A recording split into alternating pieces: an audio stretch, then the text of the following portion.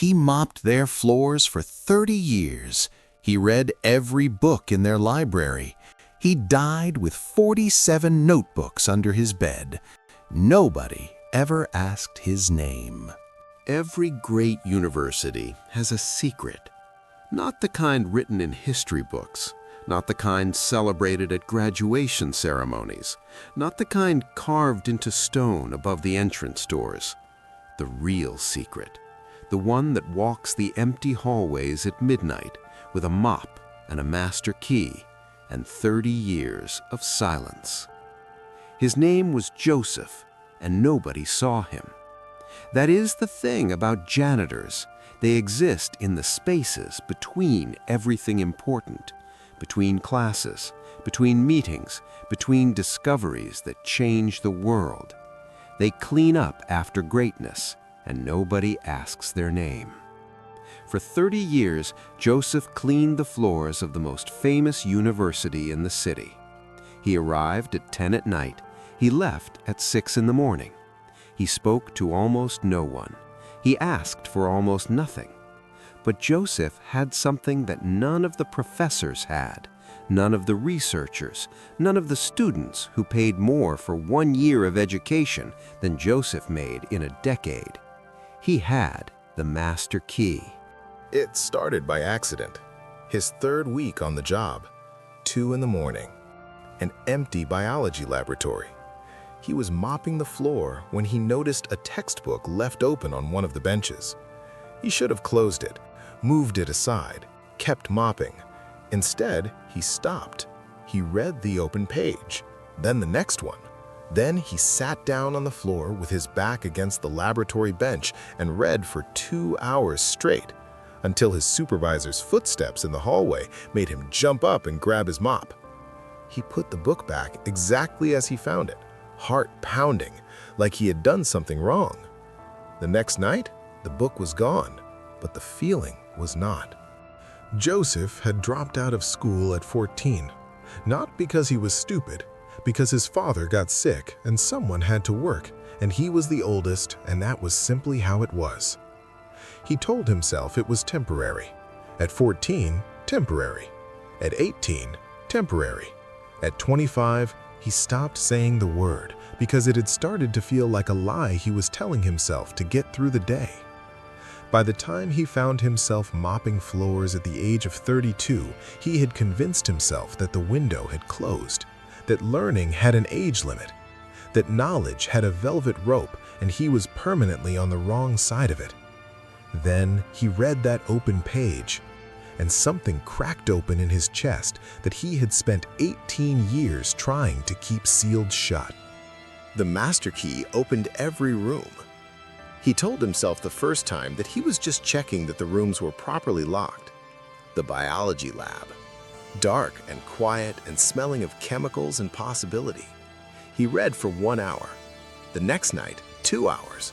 Within a month, he had worked his way through every textbook on the shelf. He started leaving notes to himself on small pieces of paper he kept in his breast pocket. Questions mostly. Things he did not understand. Things he wanted to know more about. During the day when he was supposed to be sleeping, he went to the public library and found the answers. Then he went back to the laboratory at night and read further. He moved through the university like a ghost with a curriculum. The biology lab first, then chemistry, then physics, then mathematics. Then he found the library. 40,000 books. His master key opened that door too. He stood in the entrance the first time and could not move for 5 minutes. It was the most beautiful thing he had ever seen in his life. He was 51 years old. He wept. Quietly. In the dark, alone, in a library that was not his, in a university that was not his, surrounded by knowledge that everyone told him was not his either. He wept. Then he picked a book, and he began. And he began. By the time he was 55, Joseph had taught himself biology, chemistry, physics, mathematics, philosophy, literature, history, and 3 languages. Not perfectly. Not with a certificate, not with anyone's permission, but real, deep, his own. He kept his notes in 47 notebooks stored under his bed at home, in the small apartment he had lived in alone since his wife left 12 years ago. Nobody knew. Not his supervisor, not his colleagues, not his children who called on birthdays and holidays, and not much in between. It was his, the one thing in his life that belonged completely and only to him. The night everything changed started like every other night. 10 p.m. Service entrance. Punch in. Collect equipment. Begin on the 3rd floor. Work down. Except that night when Joseph unlocked the library at 2 in the morning, he found he was not alone. A boy was asleep at one of the reading tables. 19 years old, first-year student. His face pressed against an open textbook. An empty coffee cup beside him. 3 crumpled rejection letters visible at the edge of the table. Joseph almost left, almost closed the door quietly and moved on. Instead, he set down his mop. He walked over. He looked at the rejection letters, medical school applications, all 3 rejected. He looked at the boy's face. Even in sleep, it was tight, braced, like someone waiting for the next hit. Joseph recognized that face. He had worn it for 20 years. He pulled out a chair quietly and sat down across from him. He picked up one of the textbooks from the stack beside the boy. Organic chemistry. He opened it. He began to read. The boy woke up at 3:15. He saw the janitor sitting across from him reading his textbook and jumped so hard he knocked over the empty coffee cup. Sorry, I fell asleep. I was just... Chapter 7, Joseph said without looking up. Your notes stop at Chapter 6. You are avoiding Chapter 7. The boy stared at him. How did you... Because Chapter 7 is where organic chemistry stops being memory and starts being understanding, and understanding is harder, so people stop at 6. He turned a page. Most people, he added quietly. The boy sat very still. You know organic chemistry? Joseph looked up for the first time. I know most things, he said simply. Without arrogance, the way you say something that is simply true. The boy looked at the mop leaning against the shelf behind him. Joseph watched him look at it. He had seen that look before, from professors, from students, the quick calculation, the quiet verdict. He waited for the boy to make his excuses and leave. Instead, the boy sat forward. Can you help me with Chapter 7? They sat in that library until 5 in the morning. Joseph explained organic chemistry the way nobody had ever explained it to the boy. Not from a textbook, not from a syllabus. From understanding. From years of sitting alone in the dark, turning something over and over in his mind until it became his own. At 5 a.m., the boy sat back and looked at Joseph with an expression Joseph did not know how to name. Where did you study? The boy asked. Joseph smiled. He gestured at the room around them. Here, he said. The boy looked confused. I mean, which university before this? No university, Joseph said. I dropped out at 14. Silence. The boy looked at the 40,000 books around them, then at the janitor sitting across from him. You taught yourself all of this? I had time, Joseph said, and I had the key. The boy's name was Daniel. He did not quit medical school. He went back to Chapter 7 the next morning and did not stop until he understood it.